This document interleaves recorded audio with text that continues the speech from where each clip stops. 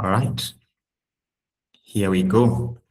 Thank you so much for joining this edition of our parenting webinar. Thank you.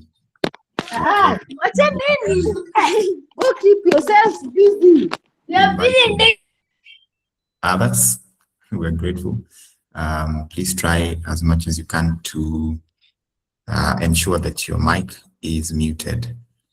Tonight, we have the pleasure of hosting our dear friend, Shalom Munyiri, who we should call her a resident facilitator of our parenting webinars from when we started this series. She has very graciously agreed to run these sessions for us, and we are happy to have her tonight facilitate this session on the business of children and helping us to have this conversation about how to better schedule our children. Welcome, Shalom. If you'll allow me, I'll be open with a word of prayer, and then you can take it up from there. Let's pray together. Eternal and everlasting Father, we thank you, we praise you, and we invite you, Lord, into this conversation. We pray that by your Spirit, you'd cause us to be sensitive. You'd cause us to be willing to learn, to be open to hear your voice, and to receive that which you are teaching us tonight. We thank you for Shalom and what you have placed in her heart that she would share with us. I pray that our hearts will receive in Jesus' name. Amen. Shalom. Karibu sana. Asante sana. Good evening. Good evening. Good evening, Shalom. Super. I was trying to reach for my camera, but we're good. Good evening. Really looking forward to this conversation, mainly because it is one of those that I needed to make peace with even before running, because I have been a victim of overscheduling, not just myself, but my children. But I'm hoping that we can have helpful conversations today. As Pastor Olunga has said, I'm a resident friend of Nairobi Chapel South. We've been walking this journey with many of the parents there. And so I'm looking forward. I can see some names that are familiar, others not quite, but I'm hoping that this can be a conversation that helps us all. We are talking about the busyness that our children have and how we can go about creating healthy schedules for them. So what I thought we can do is actually make this session as practical as it can possibly be. We'll do a bit of talking, but I'll also ask, I'm hoping that you have come with somewhere to write and just basically sketch the process, because I'm going to try and make this as practical as I can. So it's not just information heavy, you're doing something for your particular child, right? The child that you're representing here. So I would like to start by asking for your expectations and things that you would like us to ensure that we cover today. So you can share that in the chat, even as I'm sharing what I have prepared in terms of the objectives of today. Great. So we are going to recognize what we see in our children. Like what are those signs? What are those things that will be in our children that will tell us, man, they're getting overscheduled? We're going to be looking at some of those. We're going to be looking at what's going on in the home, right? I'm not going to ask anybody to, what is it called, to reveal everything that's happening in their home, but I'd love you to reflect on it, right? If you're brave enough, if you want to actually process it here, then yes, you can. But we're going to be reflecting on what's going on in our family at the moment. And when I say that, I mean ages of the children, the stages they're at. When you have toddlers, it's very different from having teenagers. There's all of that could be going on, right? So we're going to look at what are your rhythms. Each and every family here is going through something different. Then we're going to look at what matters right now. Because what's going on in my home is not what's going on in yours. So we're going to look at what matters right now, so that we also cut ourselves some slack and give ourselves some grace to go through this process step by step. Then we're going to look at our schedule. Typically, this one you're going to be creating yourself, but I'll be guiding you through the process. And then hopefully you can have a plan for the week coming and the days beyond. And I'm happy that we are doing this on a Monday, because you can practically put this into action starting tomorrow. Okay? So I'm waiting. I was buying time for people to type their expectations. Anybody who'd like to type another expectation besides what I've covered? Or you could unmute yourself and talk.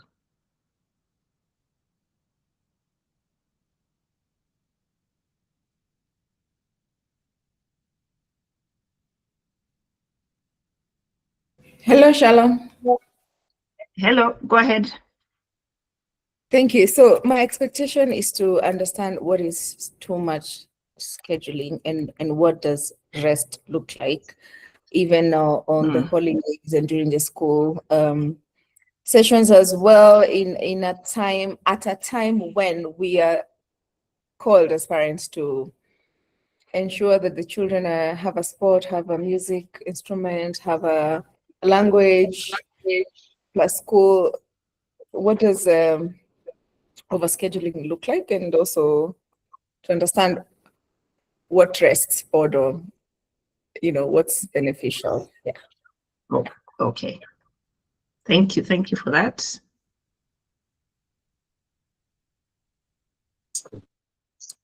Hello, Shalom. Yes, go ahead. Okay, Susan here. Okay. So for me, there's something I recently read which said that one of the big differences between the way we were brought up and our children were brought up is that we had a lot of boredom time. And boredom time helped us think about what to do.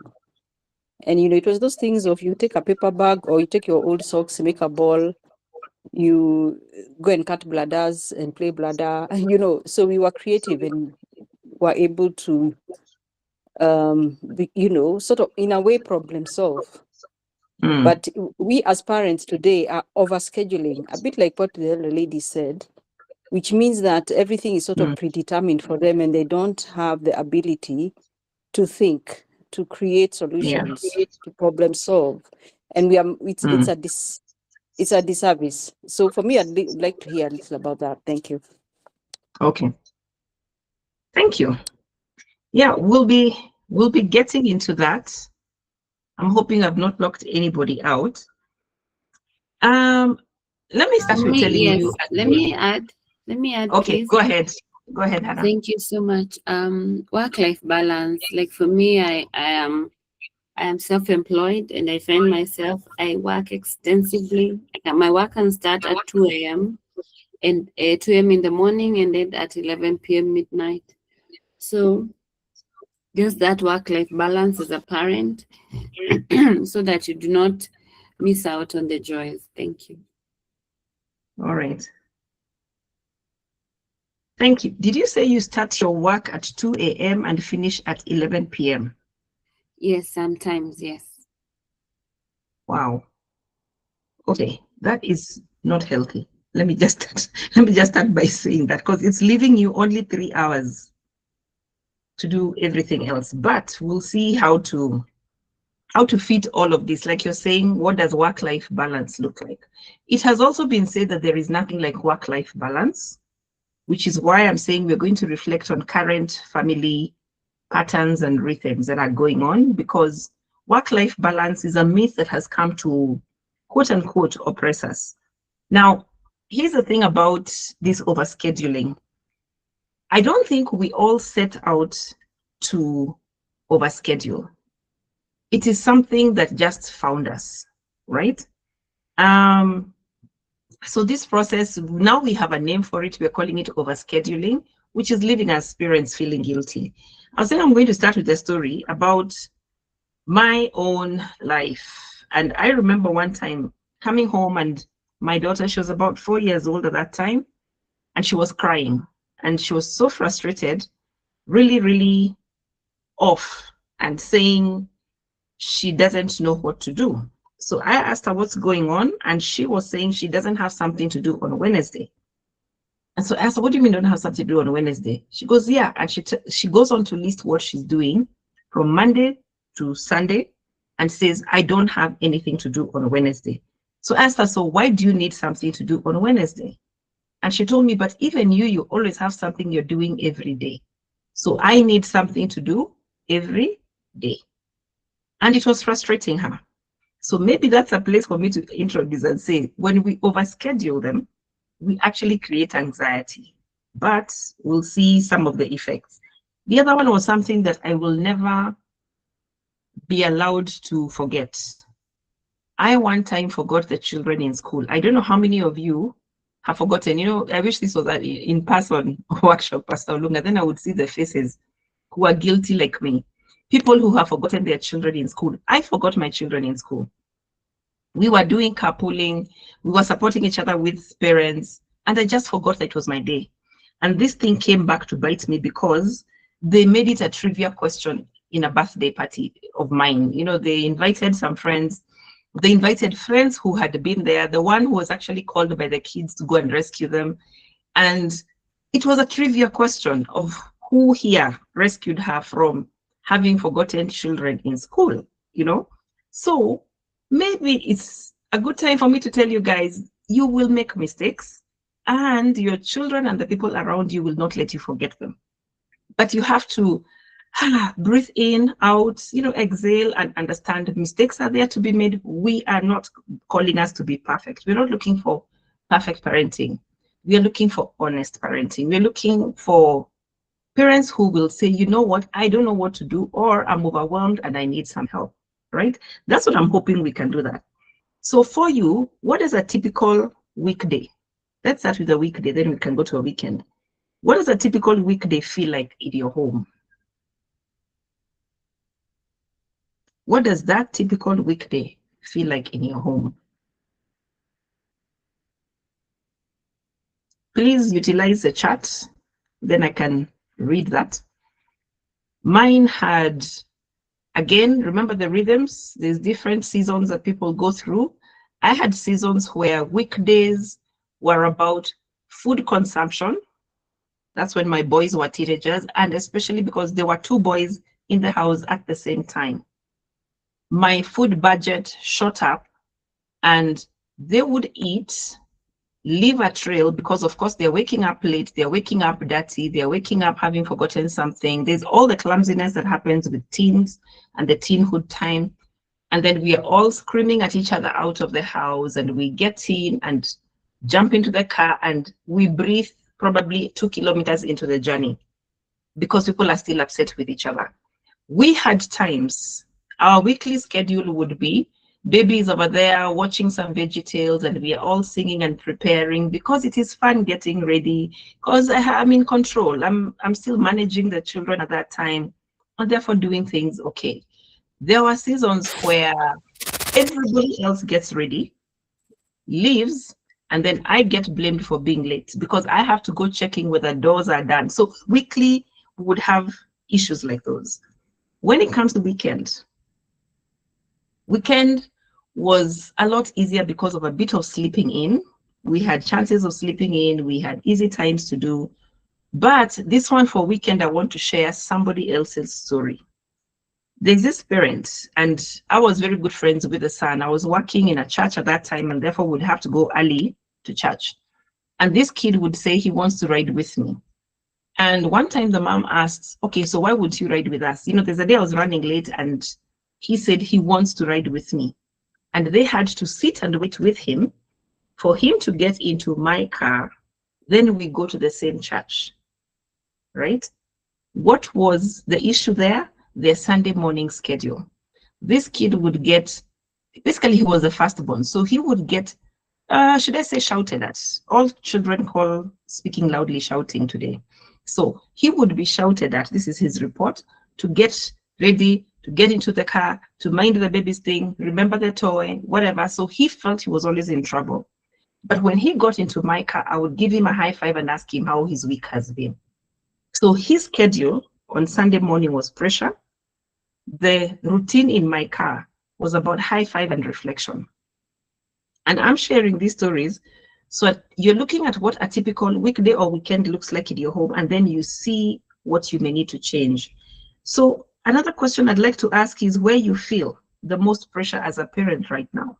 When you're looking at your weekday, when you're looking at the weekend, where do you feel the pressure? Yeah. Those are reflection questions I'm asking, but I'd like us to share something in the chat. Just do one word. Give me a one-word answer to this. My current family schedule feels like ... Give me a word. And then chores, awesome.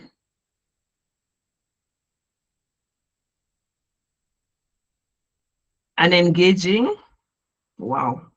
So just me. Very scattered, chauffeur. Yep. Rushed, overwhelmed, hectic, spontaneous, unstructured. Right? In fact, there's things my friends and I call hectivity. Tiring, all over the place, more overwhelmed, winging it, no clue, just winging it, just taking it as it comes, You're served and you serve back. Vibes and inshallah. Yep. How else? Current family schedule, what is it feeling like? I actually have a fridge magnet, by the way, that says, if a mother's place is in the home, why am I always in the car? Yeah. Feels like I don't have time, morning drop-off chaos, unpredictable. Are you seeing there's a whole diverse lots of ways that our mornings are going? But enter our children. This is really about our kids. Chauffeur and nurse, too many sports-related injuries. Here are our kids. We are thinking that the busier they are, the more they will thrive. One of the things that we're saying is there are actually advantages to all of these activities that we are giving them. I think it was Mbushi who said there's an expectation for sports, music, language, school. They're expected to be thriving in one area out of all of those. But you're finding that there's overwhelm that's happening in our own children. All these things that we have said, the unpredictability, the overwhelm, the chaos, the all over the place, the winging it, those are the same things going around in our children's heads. They're feeling fragmented also, right? Even when you're feeling whatever you're feeling, your children are also feeling those things. So I'm going to share some sort of signs of overwhelm that we may have seen in our children. And you'll see they fit into all these chaos that we are suggesting and we are saying that we have here. One is emotional outbursts. We have meltdowns, tantrums, things that are happening on the emotional level. And you're wondering, but I thought it was only, you're not seeing the seriousness of the thing, but then they're exploding into something emotional. They're irritable, right? Even when they don't explode, there's an irritability that's happening around them. We have children who are now showing physical symptoms. Excuse me, they're going to doctors with stomach aches, with issues with their head, some of them fainting, real physical symptoms of something that does not exist. So psychosomatic illnesses have become a big thing, right? Then we have the younger ones and some older ones who are clinging or withdrawing. So they stick to you as a parent. They almost like don't want to let you go, or they withdraw and isolate themselves. We are seeing them not focusing in school. I mean, there's lots of feedback I get from parents saying, but he was doing well, she was doing well. Now she's not focusing. And then what reason do they give? He or she is just being lazy. We are quick to say this must be the reason why, as opposed to digging a little bit in. And I'm hoping that we can get to dig in today. Then the other thing that we end up seeing is perfectionism or compliance. There's children who have decided they're just going to maintain the peace, so they will do what they're told, right? So that ends up getting us into a place where we don't understand that our children are actually overwhelmed. We end up ignoring or normalizing some of the things they're going through. We say, my child is obedient. There's nothing wrong with an obedient child. In fact, we are asked to raise them to be obedient. But when your child's obedience is unquestioning, They're not using their head, right?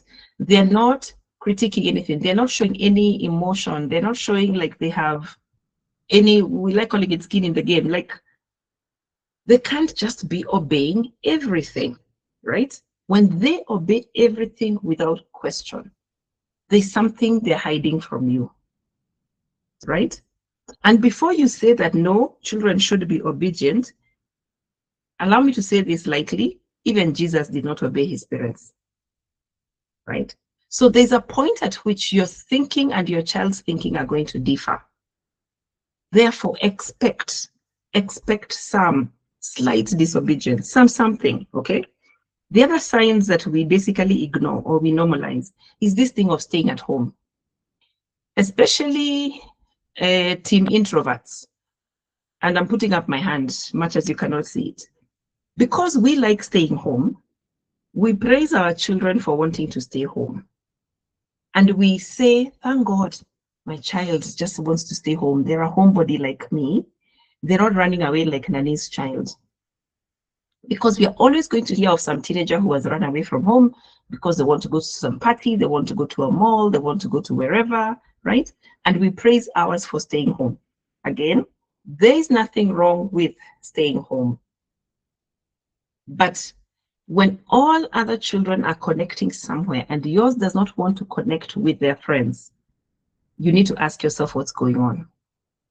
The other one that we know, and again, I'm going to go across different ages because I think we didn't specify an age group, so we have lots of children represented here.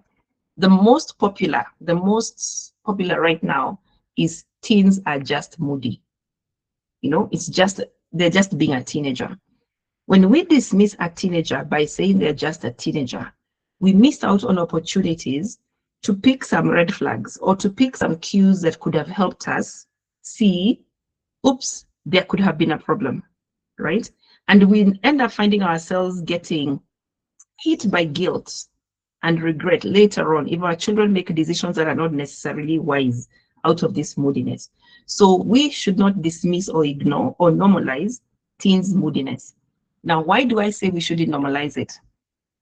It's not that the teen should not be moody, but we need to be having conversations about their, should I call it social etiquette or emotional intelligence or general respect, is that even when I'm in a bad mood, there's a way in which I should communicate.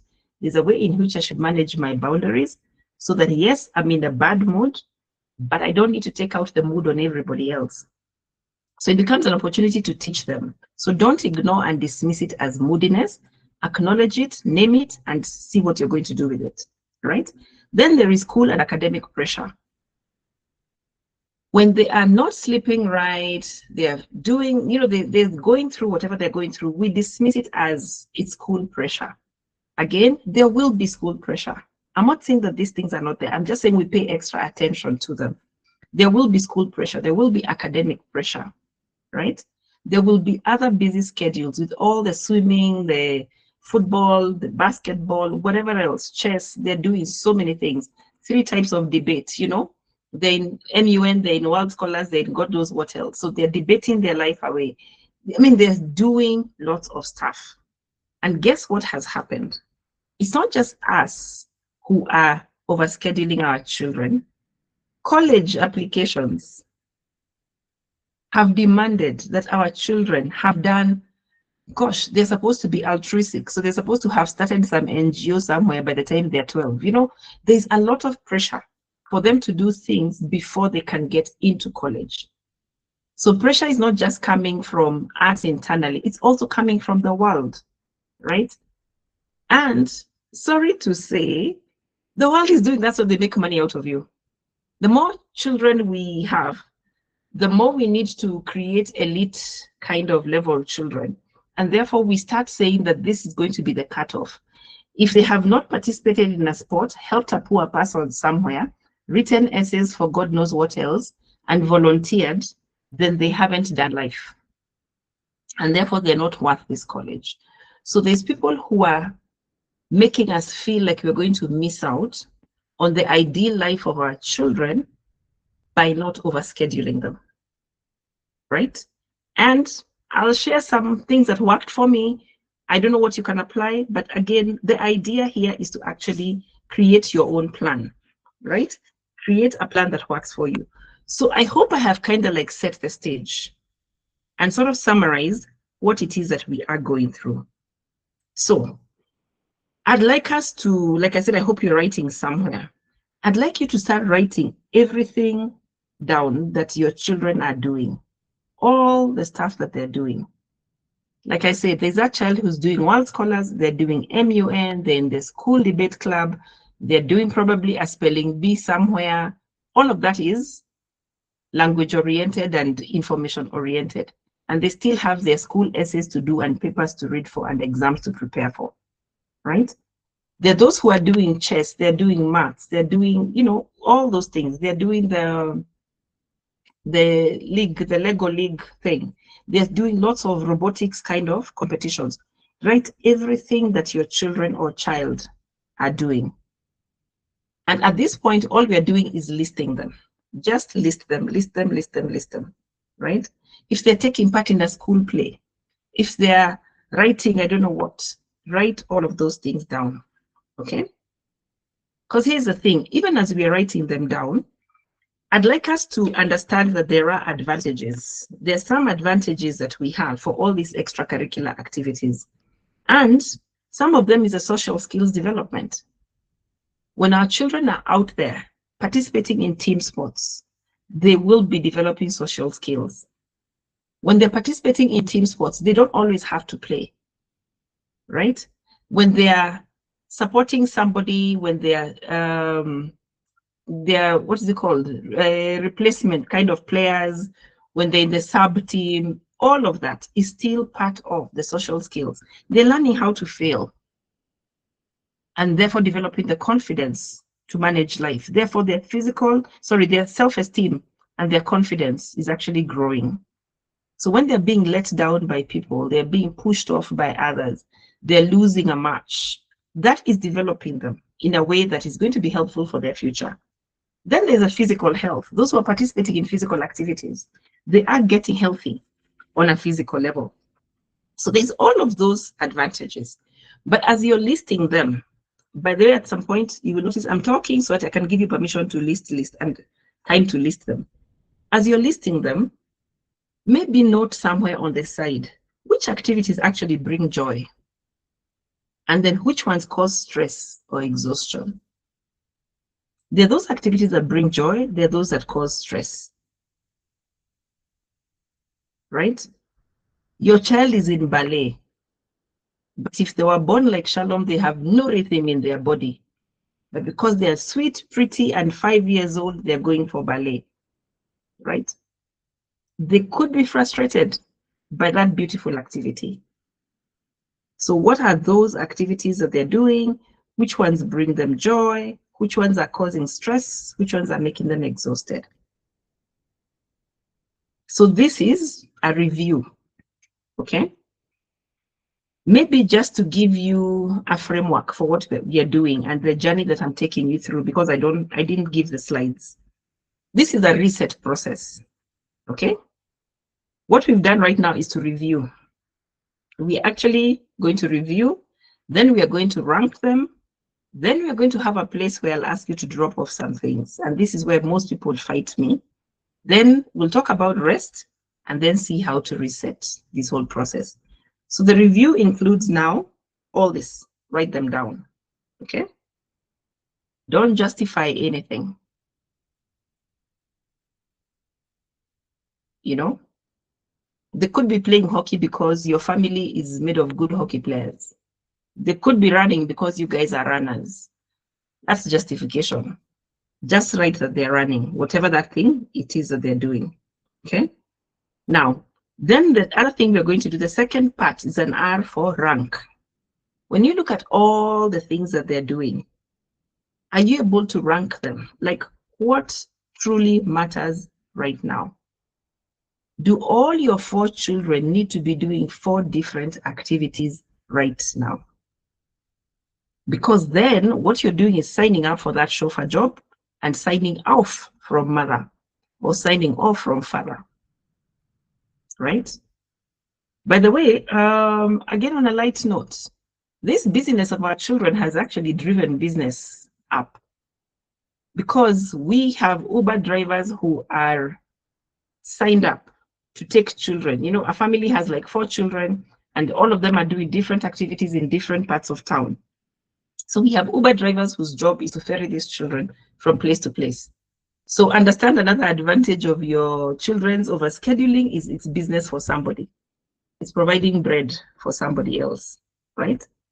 So now, as we are ranking them, what truly matters right now, right?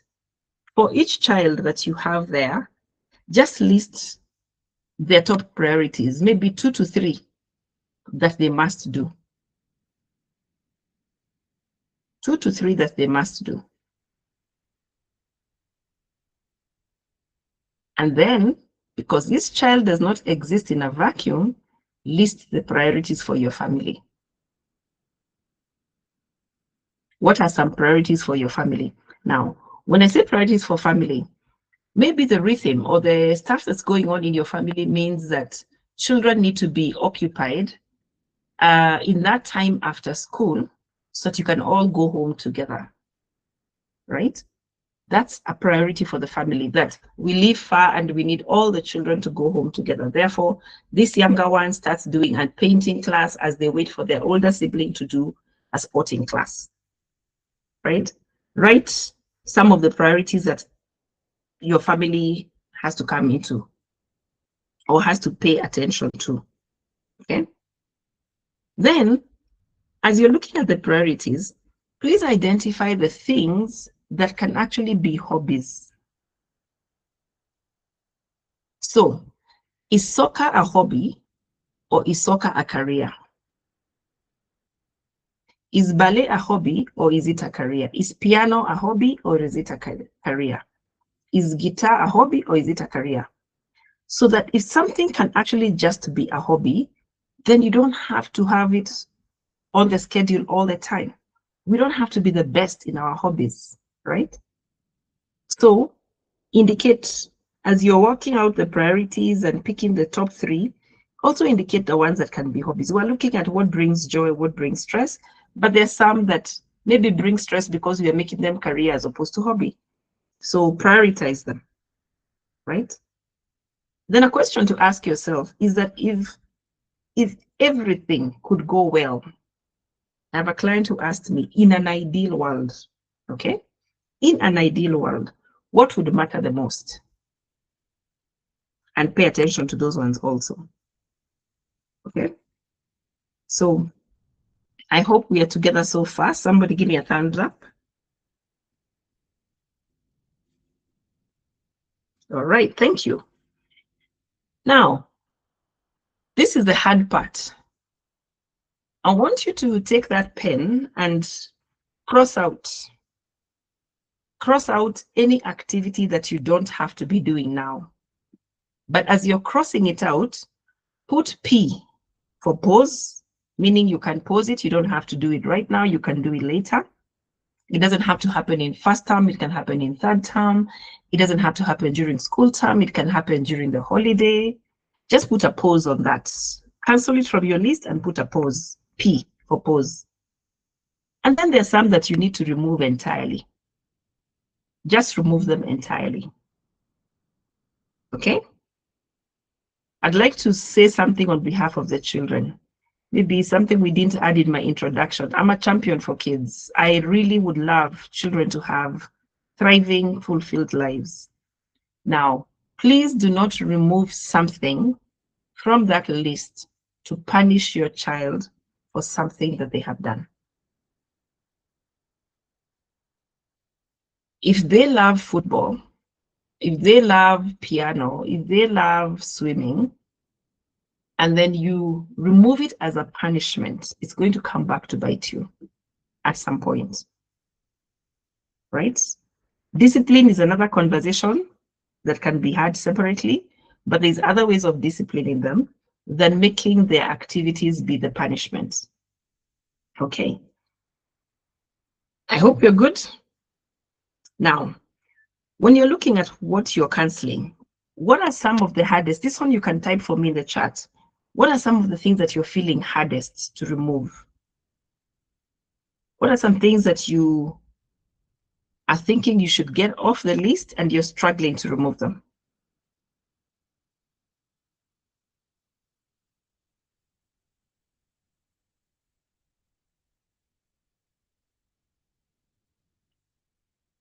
Anything?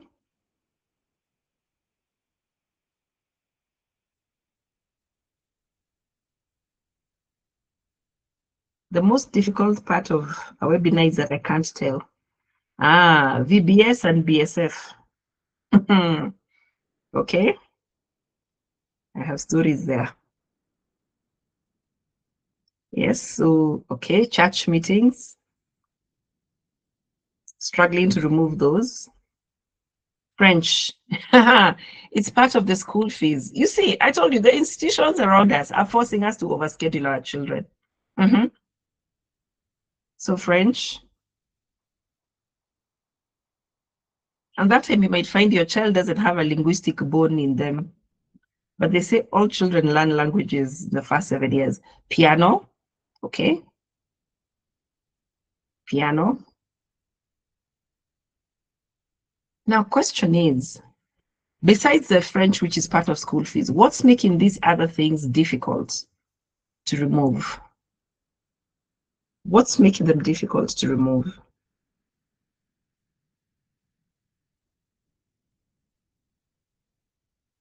Football. Interest. Shall I assume they're interested in them or they're disinterested in them?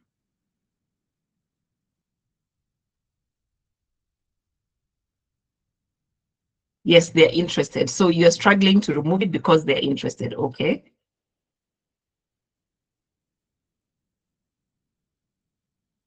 List is small. I wonder if I have enough activities for them. Please keep it small. Keep it small. Keep it small. The activities are to build them spiritually. Okay. So now, yes, Bushir, the one who said VBS and BSF. Depending on the age, I think the youngest children go for BSF in the morning. The older ones who are now in primary school go for BSF in the evening. And there's a whole schedule of school and all. Now, I find BSF, VBS I'm assuming is the holiday one. So they don't have to go every holiday. That one is easy to manage. But the one for BSF, because of the Bible study part of it, there's a stage in which, yes, it's important for them to keep going, but I think BSF equips people enough to actually do the session at home with your children. Because that is how I transitioned mine. I used to do BSF, it became too much. Then I started carrying that home discussion page and we would use it for Bible study at home. So because you're getting equipped there, it's easy to remove it from that evening schedule and then find some time and have the discussion at home, whether it's Saturday, Sunday, and evening during the week. So that can be something that you do, such they're still growing spiritually, okay? Then there is what happens to activities that they want to pursue, but we think can be hobbies, e.g. dance for those with 2 left feet. Do you have another thing that you can encourage them to do that they are better at, right? Or not? Sometimes, and I'll say this with all kindness, please take it with all kindness. Sometimes we set our children up for such decisions. We cheer them on for dancing or for singing when they have no voice, they have 2 left feet. And then when they have invested their emotions in it, we start realizing, oops, they actually can't do it, and I should have told them a long time ago they shouldn't, right? Now, encourage them to do it as a hobby, and then maybe get into a competition and deal with the emotion of losing. Because if they have 2 left feet, somebody will beat them at it. But start having conversations around losing, around looking for other options, etc. Right? So check whether, are you the one who encouraged them to get there? And if you're not, why are they insisting on doing it? Again, it could be peer pressure, right? So you're checking and you're seeing, okay, this kid of mine has 2 left feet, can't dance to save the world, but they're insisting on dancing. Maybe that's what's giving them social acceptance, right? So as opposed to looking at it from a dancing perspective, look at it from a social acceptance perspective. And then see how else can they get this social acceptance? What are other activities that they can do with these friends who are also going to dance that makes them feel like they belong? Because sometimes our children will be stuck in activities that are not working for them because that's the only place they're making that social connection. So there's conversations to be had around them. Things like swimming for discipline, right? Now, yes, I understand that there is discipline that comes from swimming. Is there another place you can get that discipline from? So then you start looking at, if your child starts resisting the swimming, is it the discipline they're resisting or is it the swimming they're resisting? Now, if you want them to learn discipline, co-opt them into deciding what other activity can continue maintaining this discipline. So that we are not throwing away the discipline with the swimming, right? So, and this is where now we start differentiating between the value that we want and the activity that we are doing. It could be related to what I think Susan had mentioned at the beginning. When we say in our days, the value that we want is creativity. The activity we are doing is forcing them into clubs, right? Like you're saying, forcing them into clubs and activities. Why? Take the value that you want, take the discipline, take the confidence, take the social, take the physical health, and then see, is there any other way you can get that thing that you're looking for through these activities, right? Then there is mine just love ball games. So if they love ball games, take advantage of the ball game and teach everything you can through the ball game. You can teach kindness, you can teach fair play, you can teach time management, you can teach prioritization, you can teach so many things with those ball games. You can teach tidying up, cleaning up after themselves, the discipline of process. There's so much that you can teach with this thing that they want. So have your lesson plan or that curriculum that you want to teach your child on the side, and then see how to get it from fewer activities. Because the important part of cutting things off here is to get our children back into childhood, to get them to the place where they are being children again. All right. So final question you're going to ask as you're cutting off these activities is this for your child or for expectations around you? Right? When you sit with other parents and they're telling you the lovely things that their children are doing, how do you feel? Do you feel like your own children are letting you down? Do you feel like you should push them to do more? Right? There's something that used to happen to me when I was parenting my children. Mine are now all grown up, right? Basically young adults. But there's something I didn't believe in, tuition. This is why I didn't believe in tuition. I was of the impression that the hours we have in a school day should be enough for the teacher to teach my child what they need to learn, right? Now, if they can't learn it, then we can start looking at other ways of doing remedial things. I didn't say classes, remedial things, but not necessarily tuition. Now, does tuition work? Yes. But unfortunately, it has become another permanent part of the program. Instead of looking at math and looking at the topic that your child has misunderstood, or the topic that your child has been unable to grasp, and then tutoring on that topic, maths tuition becomes the thing to do every Monday, Wednesday, Friday, for instance, right? So let's check what it is. What are the expectations? Is this really for your child? Why are you doing what it is that you want to do? So I didn't believe in tuition and I believed in free play instead. And what would happen is when my kids thrived, I would be asked, what are you doing? And there's a school that actually got me to go and do what I was doing. And we started an art club. Why? That's a skill I have.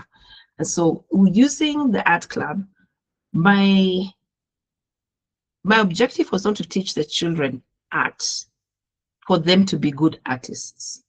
We were using art as a thing for teaching life skills. So I'll give you an example of an activity that brought tears. I was teaching self-control and I used popcorn, right? Popcorn to do a mosaic of a sheep. So we took the Bible lesson, introduced sheep. My sheep hear my voice, they know me and they follow me higher. Then we drew a sheep. That sheep had the wool as popcorn, but the popcorn that we did for the art activity had no salt. Now here was the deal. You can't eat the popcorn that is for craft. If you eat it, you will not eat the one after. Of course, children will struggle with self-control. Now there are those kids who ate the saltless one. Those who waited got to have buttered, salted popcorn. And those who had eaten, of course, had tears. What was the point? It's important to have some self-control.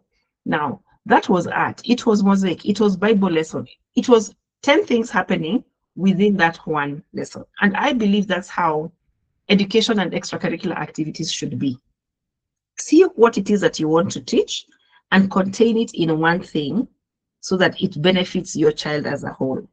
Now, the question to ask to reframe this, when you feel like, oh, these things are hard to release, hard to let go of, ask, what can your child gain instead? If you were to remove these things, what is it that your child will gain? Okay? Great. What will your child gain? Let me read some comments. The most valuable lessons for me have come from failures. I would like them to attempt and participate in as many activities as possible to help them learn early and also discover their talents. How do I balance this and what is optimal balance or speed? Question, do they have to participate in all of these activities now? Do they have to do all these activities now? Can they do football this year? Then they do piano next year, and I'm just throwing in an activity, right? They don't have to do all of them. Then, how do we discover our children's talents? We don't discover their talents by necessarily putting them in activities. We discover their talents by observing the things they do naturally. I don't need to put my kid in a choir to discover that they can sing. They will be singing every time they play. They will be singing when they're showering. They will be dancing to, if we could take some time and observe our children, we're going to see the stuff that they're talented in. If our kids are hanging out with us in the kitchen, if our kids, like I've got a nephew who loves cars. By the time he was like 7 years old, he knew what a carburetor was, wrenches and things. It's, if you check their interests, if you check the things that they're getting carried away doing, the stuff that they're wanting and veering towards, you will see where their talents may lie. Then the activity becomes about developing their talent, not discovering their talent, right? I met a kid who was brilliant in chess. They don't like chess, right? They're brilliant in it. When I asked, so why are you so good at it? He says, because being good takes me places. It's not that he's interested, right? But his talent is really beating anybody who tries to compete against him. His talent is finding a system that he can hack and leveraging on it to get what it is that he wants. So we might mistake chess to be the talent, whereas he's probably a politician in the making, not and a good politician, not a bad one. He's probably the kind of people who, when they put their mind to something, they go and get it. It's just that you're seeing it in this one game. So we don't necessarily discover their talents by putting them in activities. We discover their talents by observing them, then we develop their talents within the activities.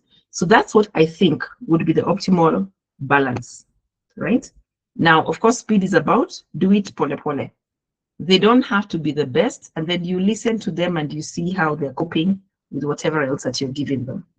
Okay, good. So I'm hoping that now your list is probably as short as, who is it who said they have a short list? Kate said my list is small. I wonder if I have enough activities for them. There is something that I normally ask, how small is small? Because small is relative, right? Your small could be 10 because you're used to 50. Then 10 become too many. Okay, now, how do you nurture the talent? You nurture talent that you can see is developing in a certain direction. So you end up reducing the things that you need to nurture, right? It's biblical, and for those who are farmers, you know that sometimes you need to cut off a bud that's looking healthy for the main thing to grow.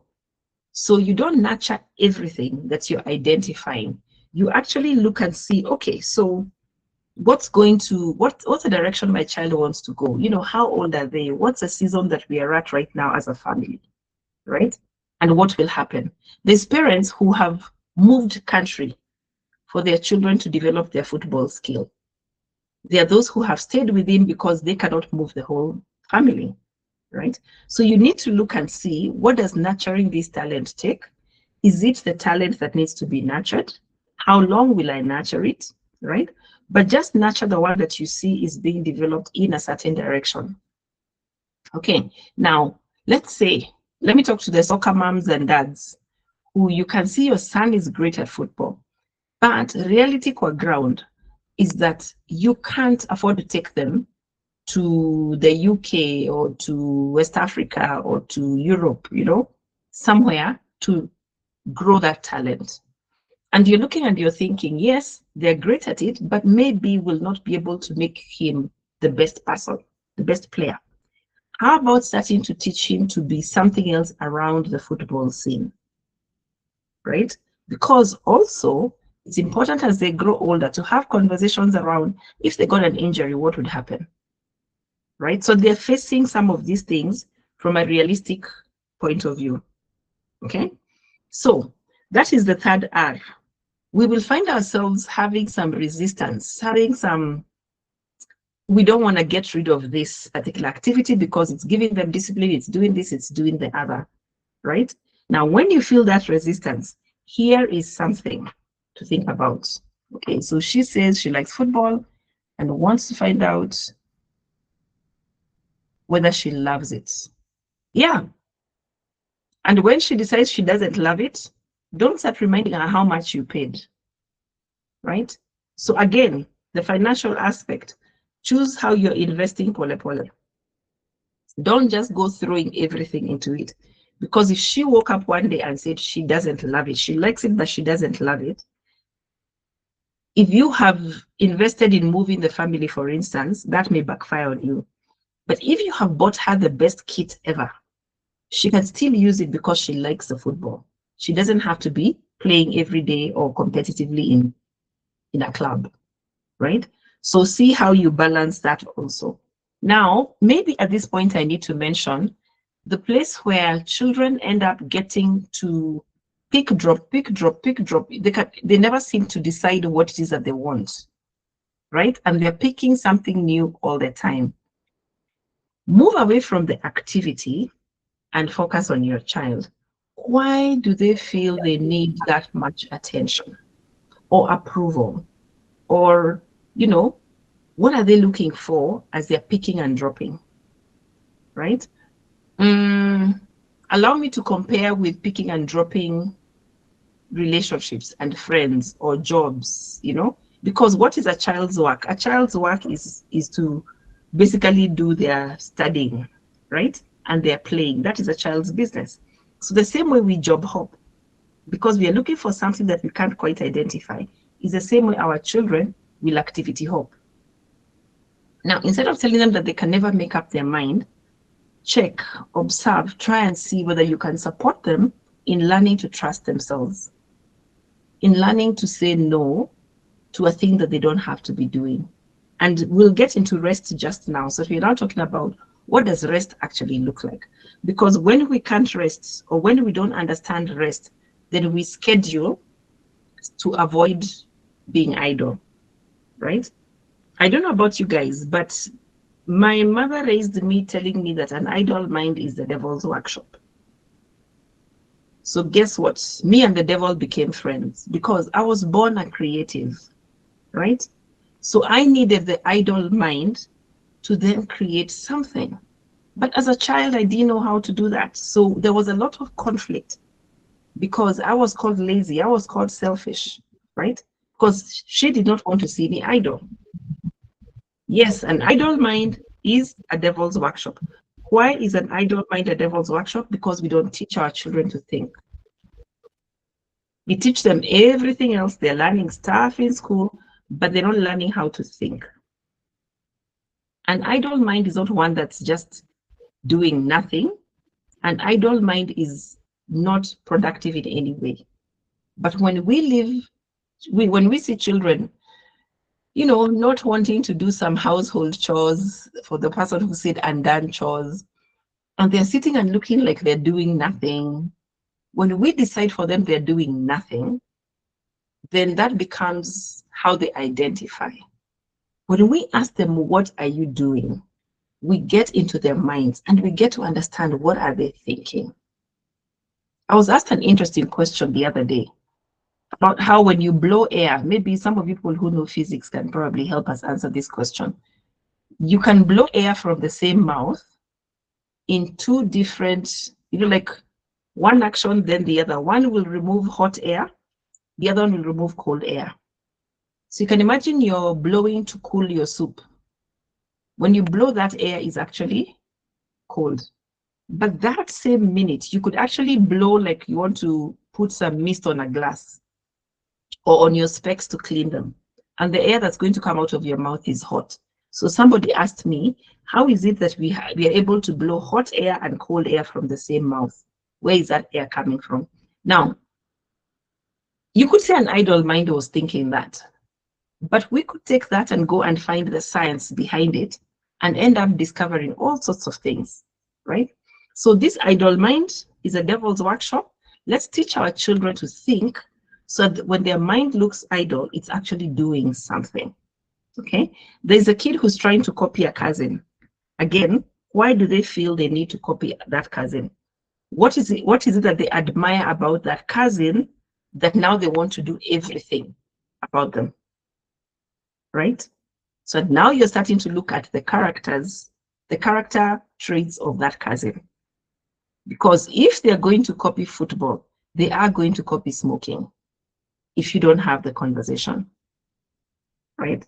So when you see a child doing something, find out the reason, then you're able to speak into that reason, right? Great. Now let's talk about rest. Rest is the fourth step of this process. The fourth step of resetting to be able to create a healthy schedule for our children. Now, generally, it is said that there are 7 types of rest, right?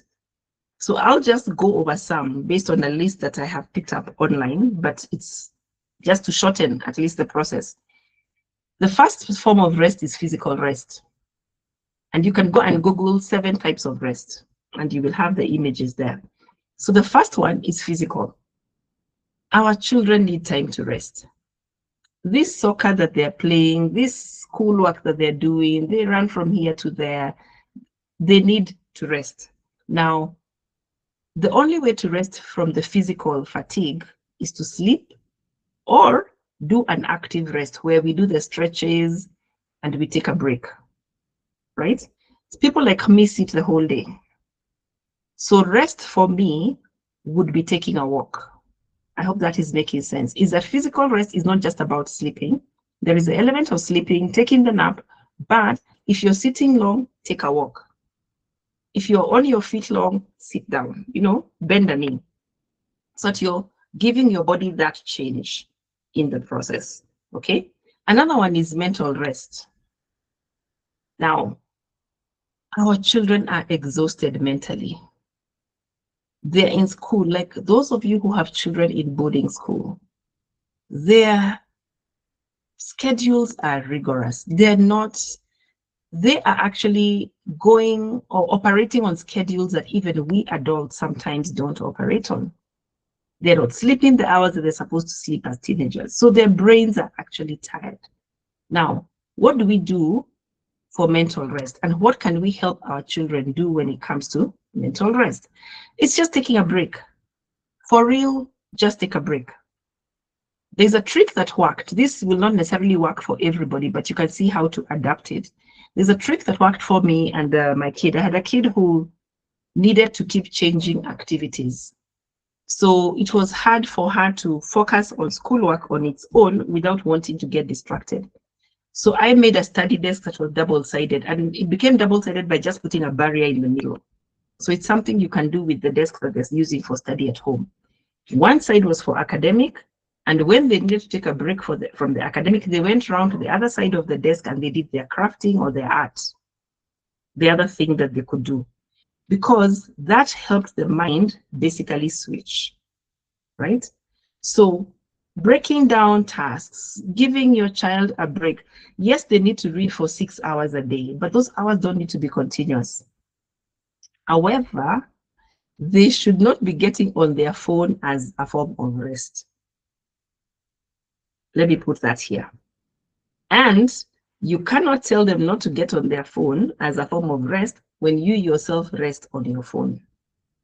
So this is going to be a case of monkey see, monkey do. If you are taking a break by using your phone, then you won't have the authority to tell your child you cannot use your phone during a break. And we know that once they get on the phone, then it takes them down another path. Like when they meet that demon called TikTok, right? They will go somewhere else. And therefore, it does not give them mental rest, right? Higher. Then the next one is sensory. When we are looking at all the senses, especially our babies, the younger ones, because their brains are still developing, they get a lot of sensory input. So imagine those babies need to rest. They need to basically spend time in quietness. When I think about the environments in which we live today, even right now, if I mindfully can listen to what's going on, there will be a border with another thing that they have put on their exhausts that's driving on a road outside my house, loudest possible. Then okay, I'll go back there. I was teasing TikTok. Okay, so then there will be that border. There will be a pump. There will be the neighbor's child crying.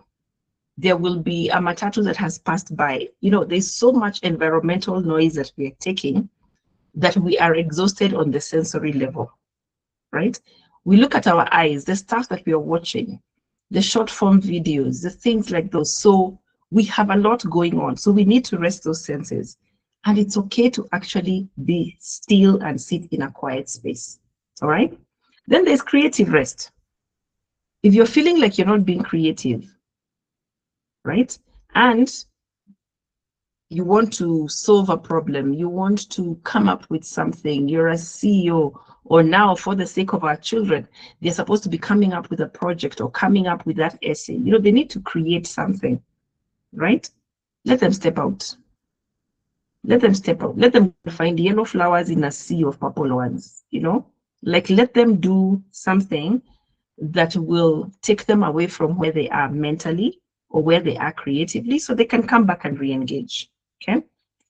Let me pause and look at the questions about how do you help a child stay focused long enough to do their homework? Again, age of the child, what they need to get done. Many times, we want everything finished at once, but we don't build transition time or something that we call margin. If you can look at how to create margin for your child, there's a guy called Dr. Richard Swenson who said that margin is the difference between vitality and exhaustion. When we are looking at why aren't they staying focused long enough to do their homework, is it about the homework? Is it about the distractions that are around? Is it about the fact that they have gotten used to not sitting still, right?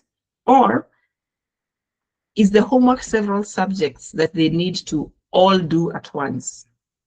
So there's a whole lot more that comes into this question of what homework is it that they actually need to finish, how long, and is that duration that you're expecting actually realistic? Can they do math? Fine. If they have 50 sums of math, do they have to do all 50 in one hit? Can they split them into 20, 20, 10? Can they split them into 25, 25? You know, because it is homework. Homework is supposed to be getting them to remember what is that they learned during the day. So it's to see how to help them break that up. Then there's all of these techniques about ways of managing time, especially around homework. Sometimes they need a study buddy, because if they have a study buddy, they can commit to sitting, getting the work done, and then they go play. And you can say the quality of the work will determine whether they go play immediately or not. You know, there's all of those things that can happen. Yeah. And there's a suggestion here. You can create a reward system to help them get focused or finish their homework. Yes, you can, until the reward becomes the expectation. But yes, you definitely can. Recommended time on phone or gadgets, a 24-hour cycle for non-work time or purpose. Very age related, right? Ideally, if it's during the week, we're heading towards zero, because we are seeing what the effects is. We're heading towards zero for children who are 0 to about 6-7 years old. And then after that, you start introducing, for, you know, entertainment, a bit of reading, just a bit of entertainment, joy, and then keep it down, maybe not more than an hour. But it's very age related and family oriented. We can't impose rules on children that we are not willing to participate in. Because when we tell children that they can't have any gadgets, from when, let's say weekdays, no gadgets, what then do we want them to do? We must create that alternative, right? But for the very young ones, really, they shouldn't be having gadgets with them. Yeah. Roblox and Minecraft, how do we get them to reduce screen time playing? Easiest simplistic answer, no, you can't play until ABCD, is to set the boundaries around the game. I'm not pro Roblox. Minecraft at least has some advantages of it, but reduce the time by actually saying no. They don't need to be there all the time. Allocate playing time. Can they play on weekends only? And then if they do that, can it just be a Saturday as opposed to it being Sunday until late at night, right? So teach them to set boundaries around the games that they're playing. Then when they're insisting on playing, again, observe what's the character that's coming out of those games. I once did a session with kids and they asked me how they can be expected to be kind when they win by killing people. So again, the games they're playing are going against the values that you're trying to teach. So one motivation for getting them to reduce screen time is to actually watch what it is that they're doing on those games and see, does it align with your values? But it's things that you can say no to, right? 12-year-old, 5 paces, so I assume this is ACE. It's homework assigned by the teacher, so it's mandatory. Study buddy. Study buddy does not mean we are talking about the work together as much as we are in the same space. I have been my children's study buddy because they are studying and I'm working on something else. So we say we are sitting and getting this work done. It can be that student and they're saying, okay, you have 5 pieces, I have 5 pieces, we are different levels, let's sit and get it done, right? But again, even with the 5 pieces, they don't have to do them fululizo. And then there is conversations that you can actually go have with the teacher and ask, must they do all of them in this one hit? Because there'll be good days, there'll be bad days. There'll be days that they can do 7, 8 pieces. There'll be days they can only manage 3 or 4. Again, watch them, watch their energy, watch what is going on. Because we want them to love school as opposed to hate the process of doing this homework, right? So as they're going through this, let's go to rest number 5, emotional, right? Our children are managing all sorts of emotions. I want to say I'm cognizant of the fact that families are going through their own struggles. Remember, we talked about the family rhythms and things that are going on in the family. Those things are causing an emotional burden on our children. Now, when they're constantly managing those emotions, they need time out. They will have that tantrum. They will have that outburst. They will have that meltdown. They will regress because they don't know how to say what it is that they're feeling. So one of the things that we can do is start teaching them feelings language. Again, because Google is our friend, go look for the simple feelings wheel. It's a feelings wheel, the simple version. And you can start using that language to help your children talk about their feelings. So that when they behave a certain way, ask them, what are you feeling? Maybe they don't know how they're feeling. What would you like? You start addressing the need. Now, once they tell you what the need is, or once they can try and articulate the need, then you're able to see, okay, these are some of the things they could be feeling. And you start naming them. Let's reduce saying words like, oh, so you're mad, so you're moody, right? And we go and name the thing. What's frustrating you? Are you overwhelmed? Are you anxious? What are you afraid of? You know, start using emotional vocabulary around them, and they will be able to use that emotional vocabulary. But another very important thing is to create spaces and relationships around our children where they can go cry, where they can go rant, where they can go and actually say, this is what's going on. Because when we think that as the parents, they only can come to us, then we start reducing their chances and their opportunities to thrive as adults out there. We need to allow our children to have people that they can go and tell things that they're afraid of telling us, right? Somebody who can give them a hug when they have done something wrong and then still hold them accountable. So choose these people as people who you share values with. Like, be picky about the person that you're letting your child do that with, but let them know that that opportunity is there and that space is there for them to actually share their feelings, even if they don't trust you with them. So they're getting a chance to rest. They're getting a chance to take a break. Then we have the social rest. That's the 6th type of rest. I don't know about you guys. Do you ever get tired of your friends? I'm glad that none of us are seeing each other's faces, so it's okay. You can make the face and think about that friend of yours that you get tired of. Sometimes we need to take a break from our friends. Now, we have this thing of choosing friends for our children.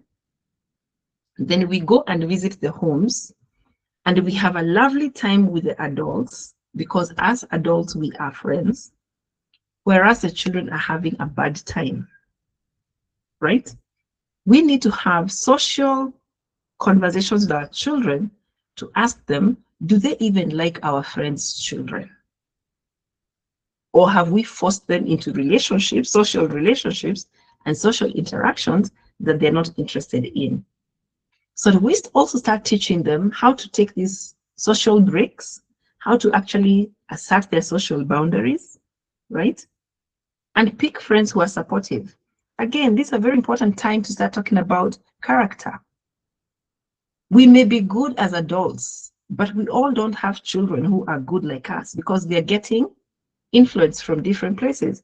So sometimes you could be raising your child one way, exposing them to your friend's child, and they start getting misled, if I may call it that.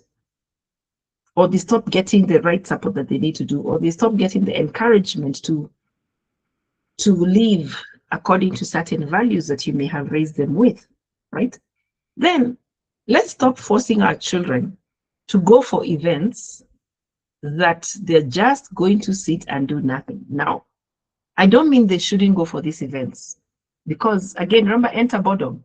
They need to come in bored, force them to go for a wedding once in a while. They might look at people's clothing and decide they're going to design different clothes. You know, there are values in doing something like that.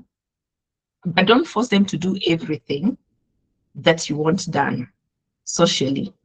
They don't have to come for your chama, whose birthday party, somebody's gurario, I don't know what, you know, all of those things.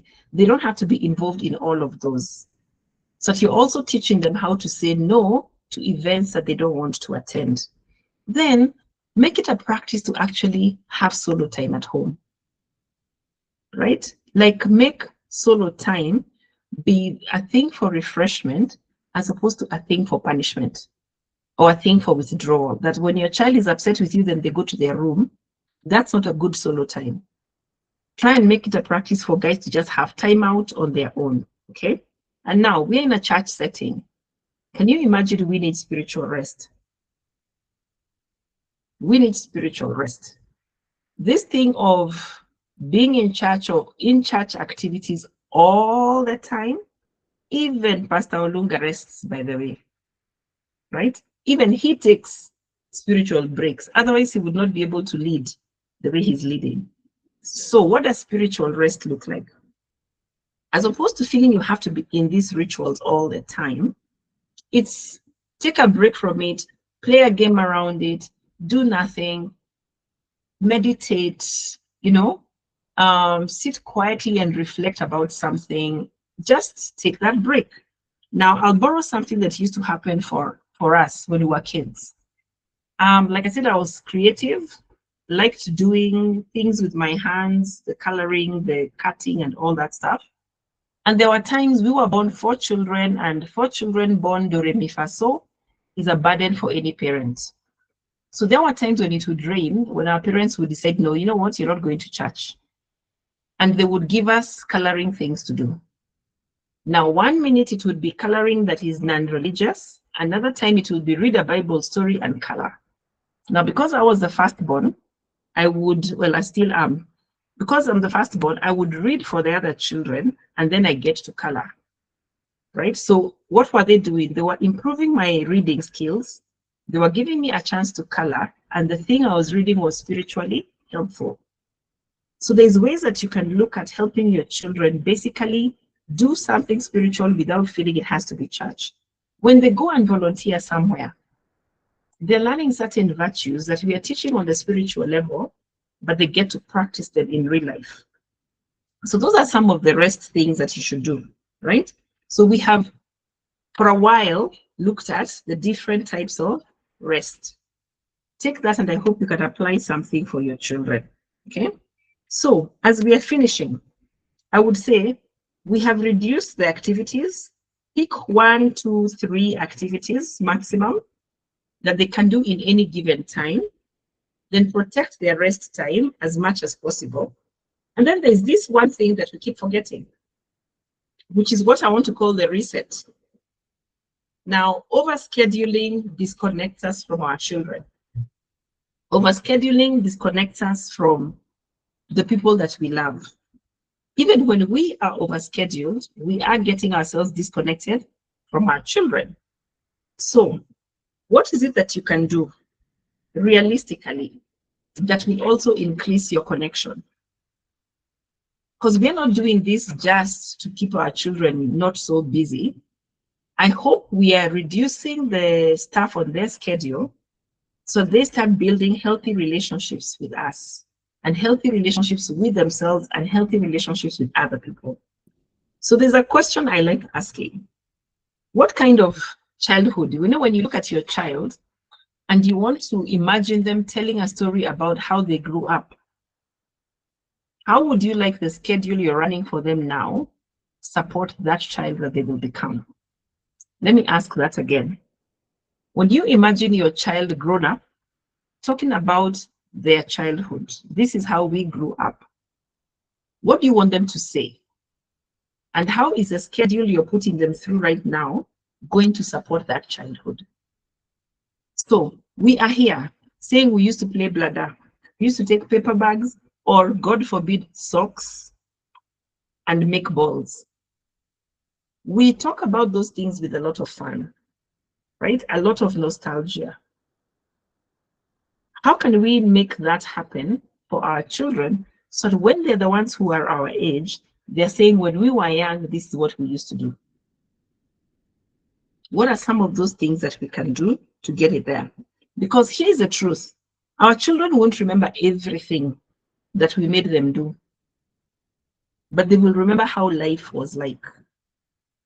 So there are some things, if I can give you some examples. My children were in Taekwondo, amongst other things, but they would do Taekwondo. Remember the carpooling thing that I talked about, the one where I forgot to pick the children? Those same children who are doing carpooling with are the same ones that they would do Taekwondo with. So the social settings were, you know, they're doing one thing together, they go home together, they're in different schools, but they do the school trip together because the schools were in the same neighborhood. Now, fast forward, this, it's probably 25 years later. Now they're getting married. And it's such a joy to see them together in each other's weddings. A few of them have gotten married. It's such a joy to see them together saying, when we were young, these are the things we used to do. Nobody went on. There's nobody, believe you me, who got anything beyond that Kayelo belt that they give children for taekwondo. So it was clearly a hobby and not a career. But they remember hanging out together.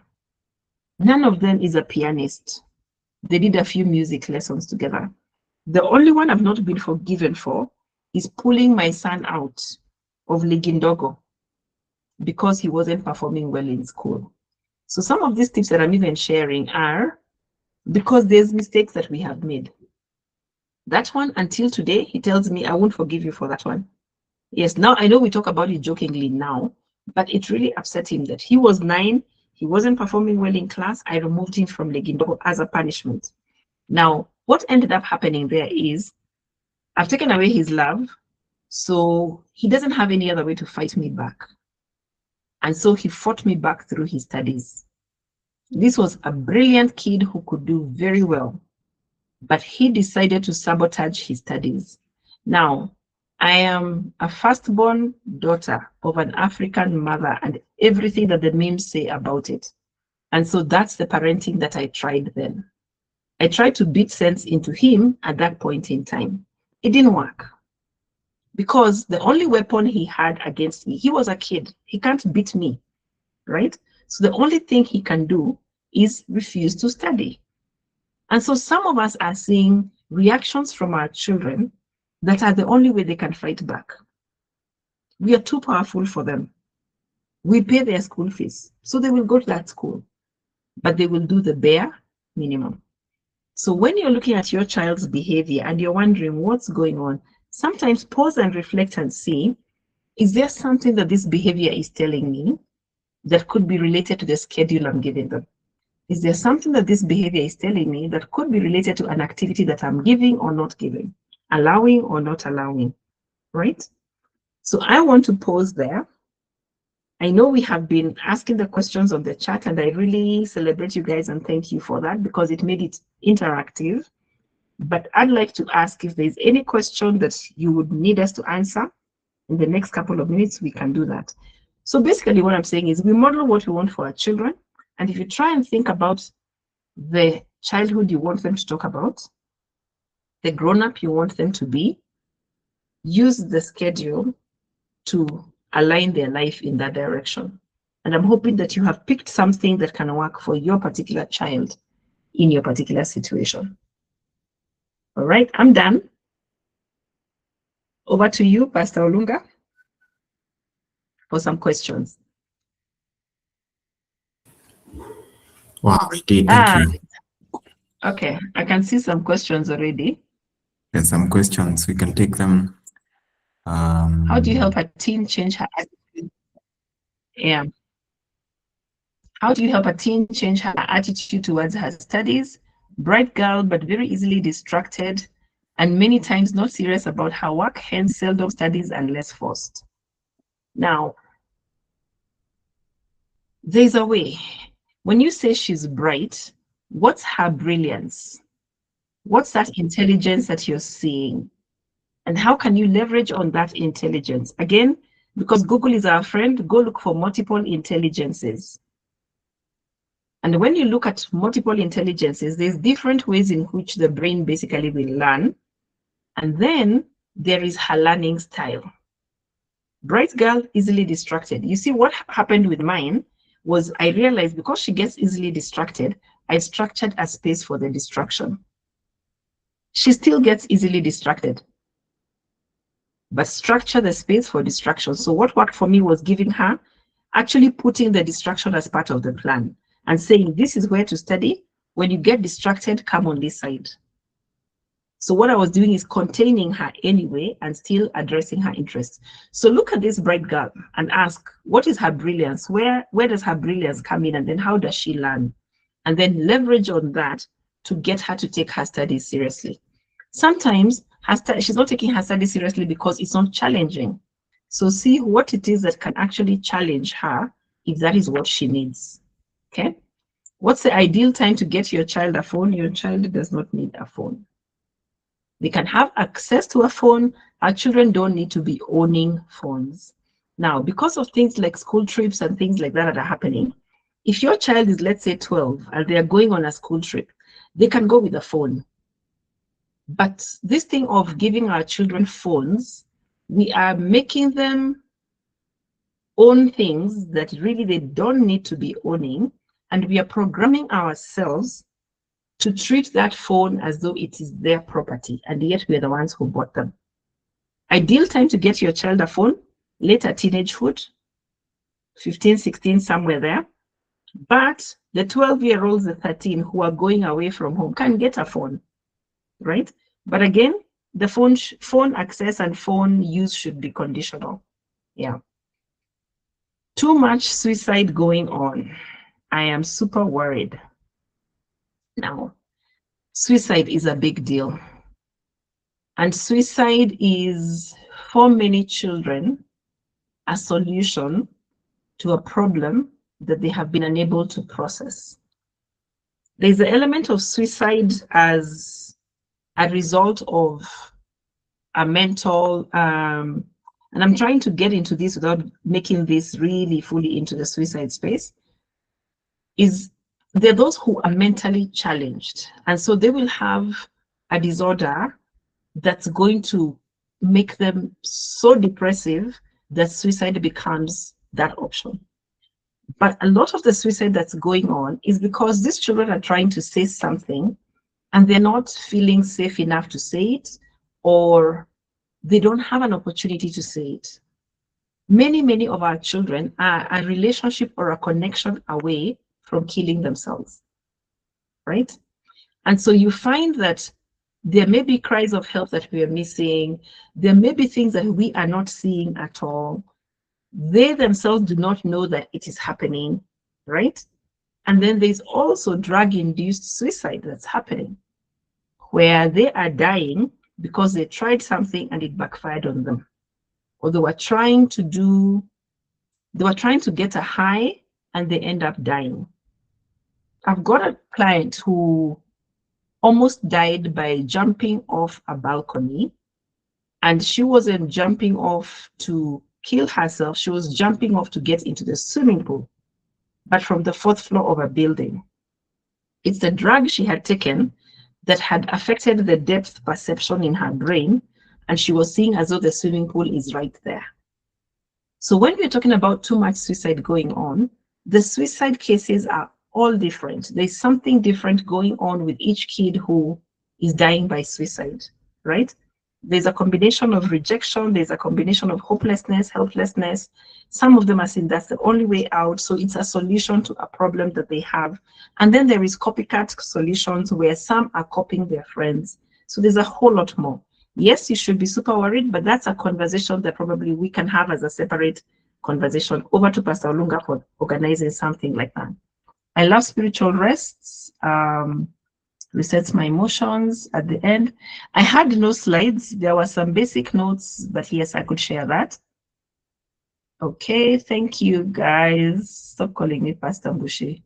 How do you help a teen who has no interest in any extracurricular activities? See what piques their interest. Maybe they have no interest in extracurricular activities because we have given them the menu. And we have told them these are the extracurricular activities that you should show some interest in, right? Maybe they are self-conscious and they do not think they're adequate enough. You know, there's a feeling of inadequacy. There's a feeling of not belonging, right? Find out what is it about that extracurricular activity that they don't like. If you have given them a menu, they may not want anything on your list. Observe them again and see what it is that they like, right? And see how to create a social engagement. Then also look at the values of extracurricular activities. I had shared something, social skills development, self-esteem growth, physical health, and things like that. See what it is that you want them to benefit from the extracurricular activities. And again, can they get it somewhere else? And then extracurricular is outside of the regular curriculum, right? So it doesn't have to be school programmed. It doesn't have to be club oriented. It could be something that happens at home. This could be a kid who wants to come and cook snacks for tomorrow for the whole family. That is still an extracurricular activity, right? So see what is they're interested in and start walking, helping them walk that journey. Yeah. All right. Tender towards dads here. We even have to consult to get the kids' schedules, or we are put into schedules as well. If the question of the days was about the Premier League schedule or recent moon landing schedule, okay, fine. Just a comment, the dads need to be more involved and assertive in the kids' schedules, also breaking the mindset that this is a mom's domain. I agree with you. I totally agree with you. I think that's a comment from David. Then Joroge has put up their hands. Did you want to say something? Joroge and Joroge. Okay. Alrighty. Thank you all. Pastor Olunga, over to you. Thank you. Thank you very much, Shalom, for your time and for this amazing conversation on managing healthy schedules for our children. I can see from the comment that it has indeed been helpful and insightful. So we're really, really grateful, and really grateful for everyone who has joined. Someone asked if this was being recorded. Yes, it was recorded. If you are not a member of the NC South community, you can write me an email. I'm just posting my address. You can write me an email, Gmail, olunga1991@gmail.com, and I will send you the recording once it's ready. But all in all, thank you very much. See you again next week for our session on teenagers. What is shaping your teenagers' worldview? Thank you for joining. We'll see you. Have a good night.